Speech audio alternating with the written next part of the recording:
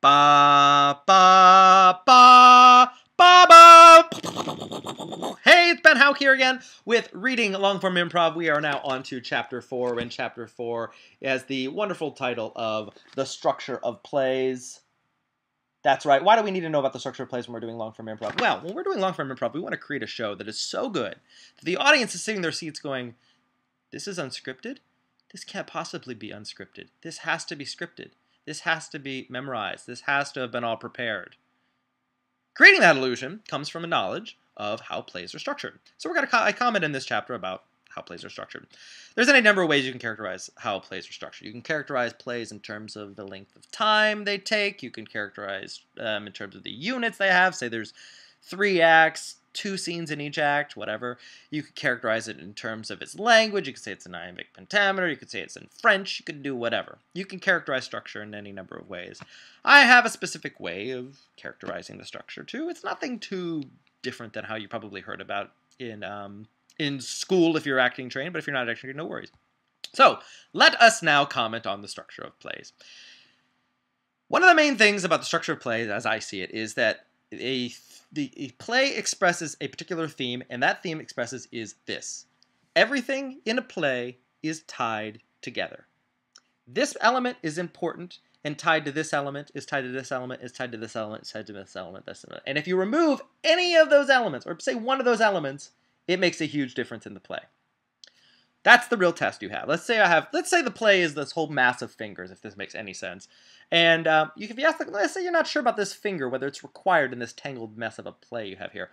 You can ask yourself of this finger, is this important? If I change or remove this finger, will it make a difference in the play? If the answer to that is yes, it will make a difference. This finger is integral to the story, important, and thereby connected to the story. However, if it makes no difference, if the answer is no, it makes no difference if you remove it, then it is not integral, and it more or less be chopped off.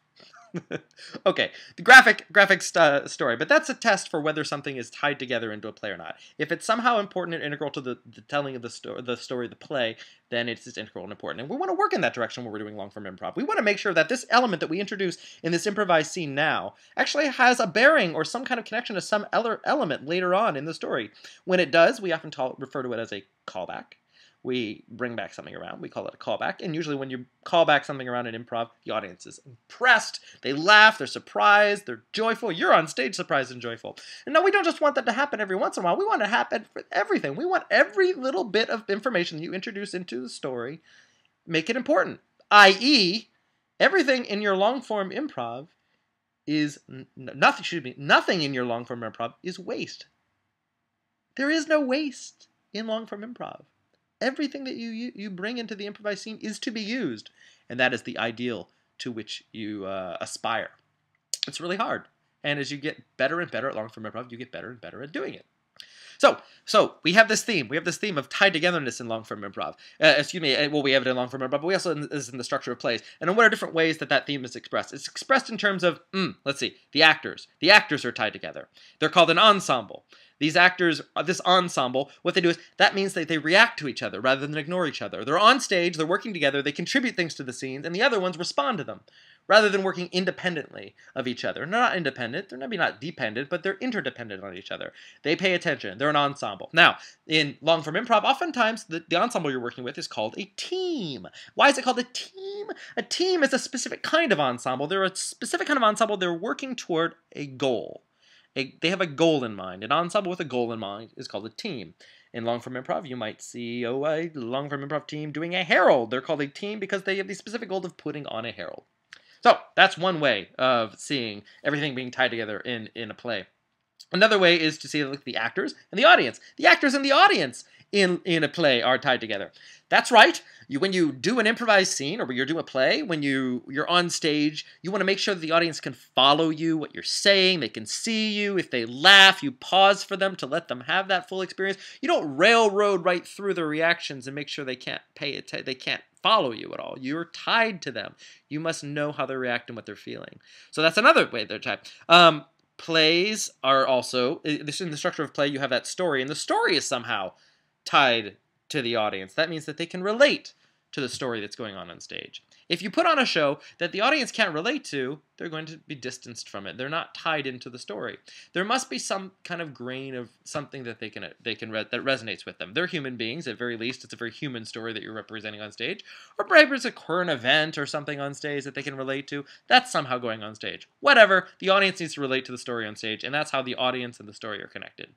Similarly, when we come to the actors are playing characters, and ideally, we want the actors to be tied to their characters.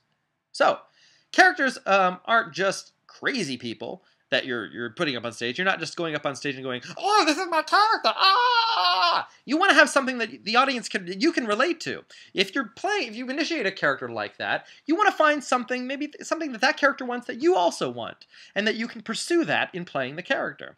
That way, that crazy character you just created actually will have something grounded that you can follow and make that more relatable for yourself, but also perhaps more relatable for the audience. Now, it's interesting we're talking about characters and wants, because we can call those characters, we can call those wants that those characters have and what they pursue, we'll call them just character pursuits. And character pursuits have an interesting role in the tied togetherness nature of a play, the structure of a play. They tie together the beginning of the play with the end of the play.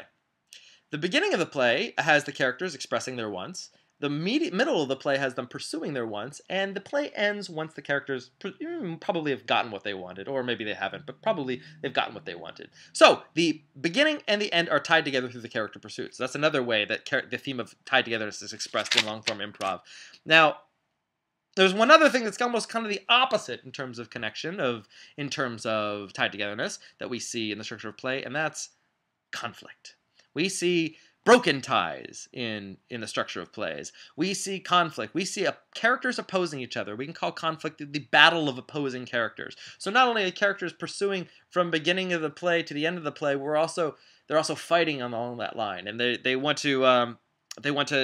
to work it out until the very end, and some kind of moment happens, and they figure out what they want. So we're going to call that movement of the conflict of the characters battling each other. We're going to call that movement action. That's an important structure of a play. There's action. That conflict moves, it changes, it evolves. And we're going to see that. And not only is there just action, but there's also escalation, meaning that it builds in some way. That conflict and evolution also just adds dimension to the play. The structure of a play is that it has dimension. If you don't have the escalation, you don't have dimension, and you have a play that is flat. And if you don't have action, you just have a point. And maybe you don't even have a point, you just have a play that is flatlining. So that's important to the structure of a play, action and escalation. Now, knowing this, long-form improv, your long-form improv needs to express this theme of tied togetherness. You need to pay attention to what's going on stage. You need to pay attention to the other actors who are on stage. You need to pay attention to the audience. Are they following you? You need to pay attention to your characters. Your character in Crazy Town, or can you relate to it? You need to pay attention to what your character wants. You need to pursue what your character wants. When you figure out what your character wants, the play begins. When you get what your character wants, the play ends. If the play doesn't end at that point, you need to find another want and keep going until the play ends. And there has to be conflict. You need to figure out what that conflict is. You need to fight through that conflict throughout and see if you can still get what your character wants. That is the structure of plays as I like to teach it. And it can be really helpful to know all that as you're doing long-form improv. So now, an improvised scene is not just some kind of amorphous back and forth between two improvisers, actors, saying, talking, doing nothing, and finding something funny here and there. No, it's not that at all. It's the pursuit of character wants. And we're going to talk about that more a little bit later. This has been Chapter 4 of Long-Form Improv, Reading Long-Form Improv. I hope you'll check out my book in all different kinds of versions, and Kindle and Nook and all that stuff. And tune in next time for Chapter 5, where we'll cover the structure of heralds.